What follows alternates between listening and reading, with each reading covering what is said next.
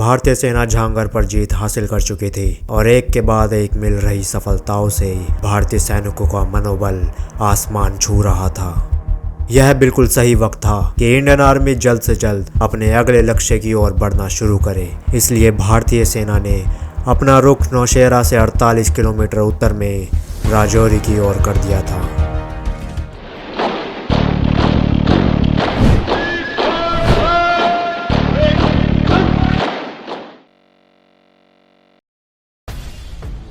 राजौरी से नौशेरा आ रहे रास्ते पर एक अहम पॉइंट था जिसका नाम था चिंगस।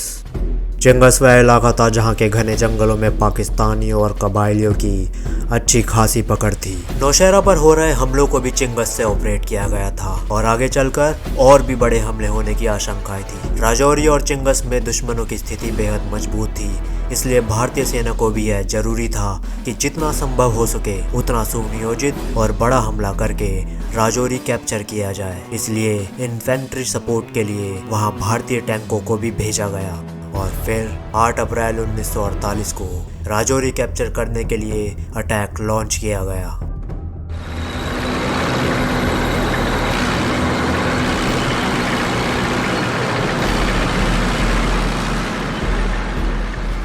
उन्नीसवीं ब्रिगेड के साथ फोर्ट डोगरा की टुकड़ी इस हमले की अगुवाई कर रही थी। 2 जाट इनके लेफ्ट फ्लैंक पर थी, जबकि राइट फ्लैंक पर 2 राजपुताना थी। साथ ही साथ भारतीय टैंक भी इस हमले में शामिल थे।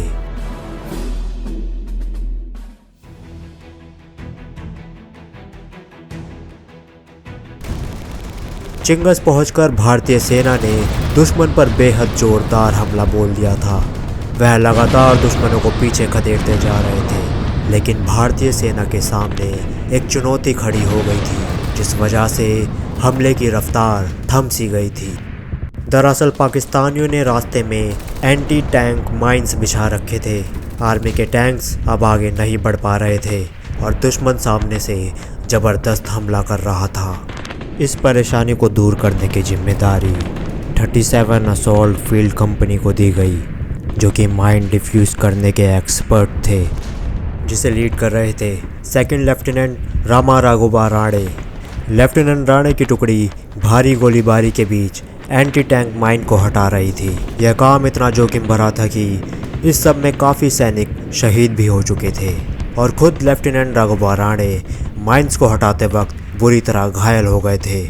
माइंस की फटने की आवाज़ से वह एक कान से बहरे हो गए थे, पर उन्होंने इस सब की परवाह करे बगैर वह लगातार बारूदी सुरंगों को हटाते रहे और भारतीय सेना अपने टैंकों सहित राजौरी पहुंच गई थी।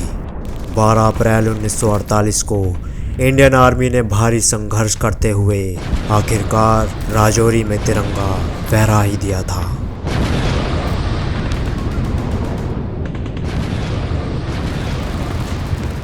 राजौरी में भारतीय सेना ने एक शानदार जीत हासिल की, जिसमें सेकंड लेफ्टिनेंट रामा राघोबा राणे ने एक अहम किरदार निभाया था। अगर वह दुश्मनों की गोलीबारी के बीच एंटी टैंक माइंस को नहीं हटाते तो राजौरी तक टैंक्स का पहुंचना बेहद मुश्किल था। उनकी बहादुरी और हिम्मत के लिए उन्हें सर्वश्रेष्ठ गैलेंट्री अवार्ड परमवीर चक्र से सम्मानित किया गया।